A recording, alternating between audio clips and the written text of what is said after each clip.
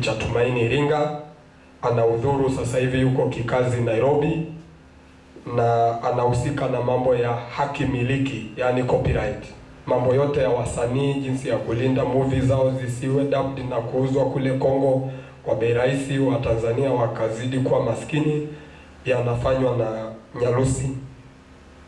Pia tunaye mkurugenzi Nathan Ole Lengisugi ama Dr. Lengisugi, ndio huyo hapo, ni mkurugenzi mwanzilishi. Yeye anahusika na elimu ya jadi, yani maarifa ya jadi ya Mwafrika, yani indigenous knowledge. Unapoona dawa zote hizi tunazotumia za wazungu, actually nyingi zimetokana na knowledge yetu wa Afrika, zimetokana na mimea yetu. Kwa hiyo mtaendelea kumsikia, anauelewa mpana sana katika eneo hili, ethno veterinary na mambo kama hayo, atawaeleza. Pia tunaye mkurugenzi Elisifa Lepilal Ole Moloimiet, ambaye anahusika na training and capacity building.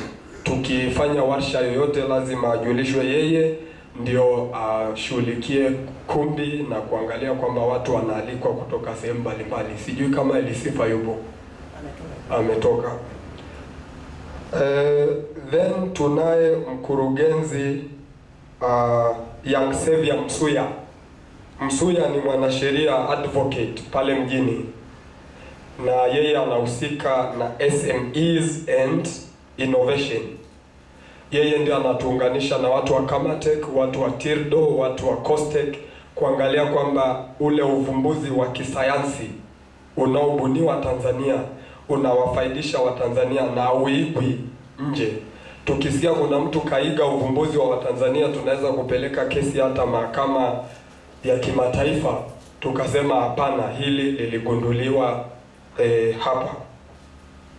Na mwisho kabisa, kwa kweli tunaye engine ya TIPNET, anaitwa William Kivuyo, ametoka, ila yeye ndio program officer, amejitambulisha pale. Yeye ndio anaandaa kila kitu kuanzia usajili.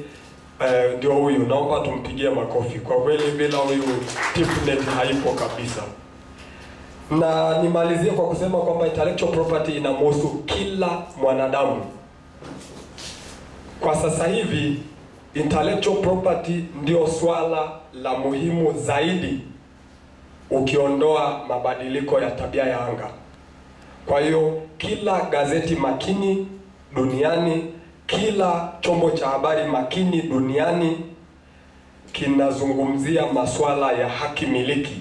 Kila taasisi makini ina desk la IP, kwamba kuna mtu anayehusika na kulinda milki bunifu.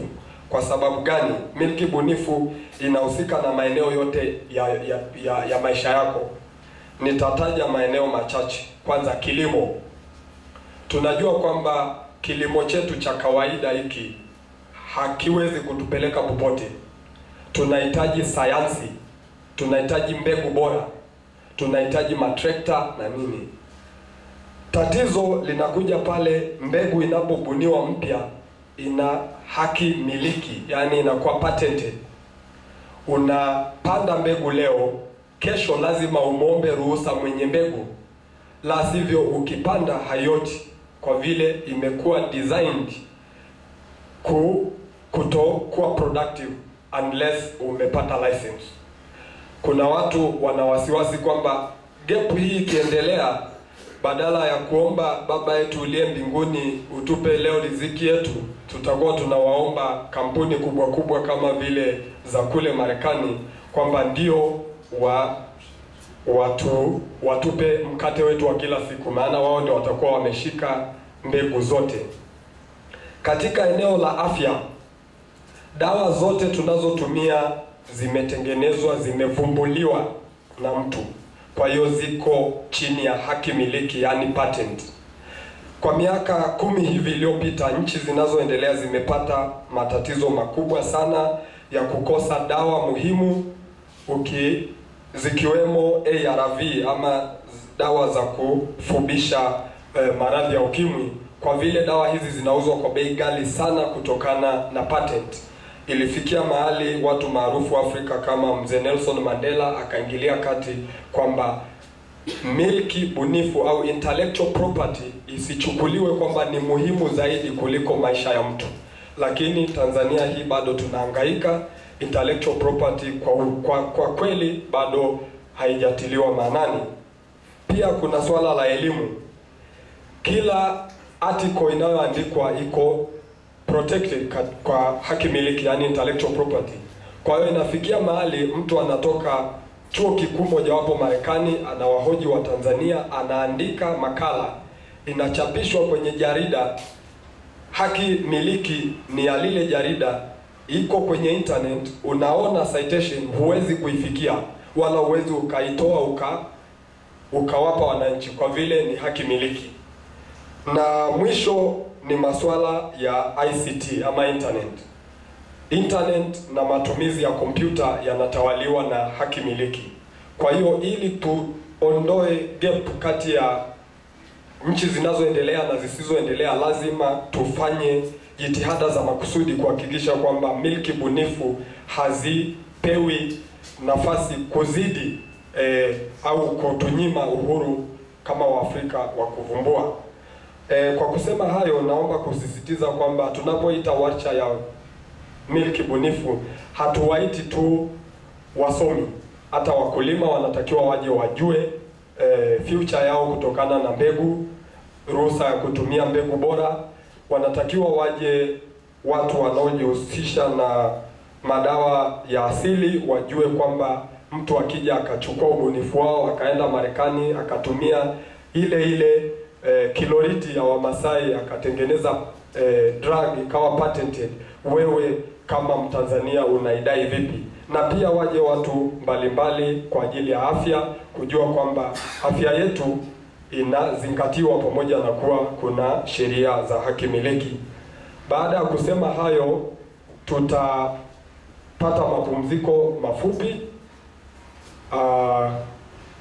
au nimkaribishe program officer tuelezee tumefikia wapi, lakini hatutamzuia sana mgeni rasmi. Baada ya hapo tutaendelea kuwa naye katika presentations zetu, na nilipenda tu kwanza kabla hatujaondoka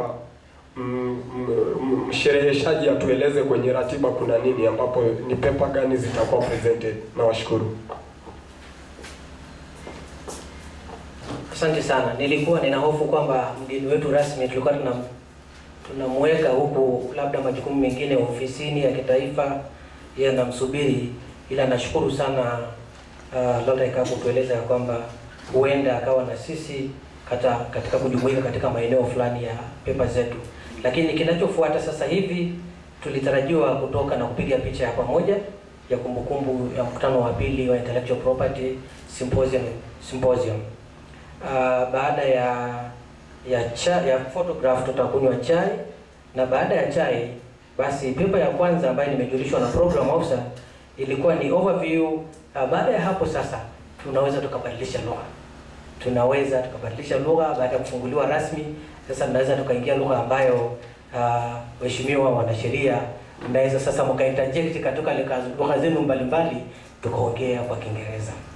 Kwa hiyo mtu anajisikia kuongea kwa Kiingereza tuongea kwa Kiingereza, na hata kuweka lugha yote, kwa sababu nadhani 80% ya participants ni wanasheria. Kwa hiyo lugha zenu zitakuwa zinafanana, hata mkiamua kuweka maneno yenu fulani tu ambayo wenyewe mnayafahamu, hata sisi tutajifunza taratibu hivyo. Ile nimeambiwa tu baada ya photograph, baada ya chai, the overview of small and medium scale enterprises in Tanzania ambayo ilikuwa itolewe na Arusha Regional Manager. Nimearifiwa tu ya kwamba labda regional manager hataweza kupatikana. Sasa sijui kama kuna mtu mwingine tu kutokana na uzoefu wa hapa anaweza kaja katupa hiyo overview. Tutamuomba tu program officer wakati wa mapumziko kujaribu kucheki kama kunaweza tukampata tu mtaalamu ambaye anaweza katupa general overview as an intellect general information. Baada ya hiyo tutakuwa na discussion. Baada ya discussion tutakuwa na paper nyingine, linking intellectual property rights to small and medium scale enterprises and an international perspective, kutoka kwa Daktari Eliamani Lataika, TIPNet coordinator.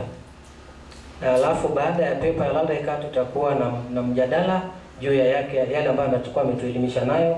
Tutakuwa na paper nyingine addressing the problem of counterfeit through protecting international property rights of small and medium scale enterprises in Tanzania, ambayo tunatarajia kwamba Baraka Kanyabuhinya labda atakuwa ameshafika na kwamba paper yake anaweza kuiwakilisha hapo mchana. Then baada ya hapo tutapumzika na tutakuwa na lunch break. Baada ya lunch break, labda itakuwa ni late lunch break, tutatawanyika. Kwa hiyo mheshimiwa mgeni rasmi, hizo ndio papers ambazo tutazungumzia, na tutazungumzia kwa lugha mbalimbali, lakini nadhani wakilishaji wanaweza kuwakilisha kwa Kiingereza na wakaweka kwa lugha ambazo tunaweza pia tukaelewa. Kwa hiyo baada ya hapo, waheshimiwa participants, kinachofuata nadhani William, tukitoka kwenda kupumzika tunaweza pia tukapiga picha. Baada ya picha tukapata chai, na baada ya nusu saa hivi nadhani turudi tuangalie nini kinaweza kuendelea, lakini pia nitawapitia tena kuwatangazia kwamba tuingie ndani.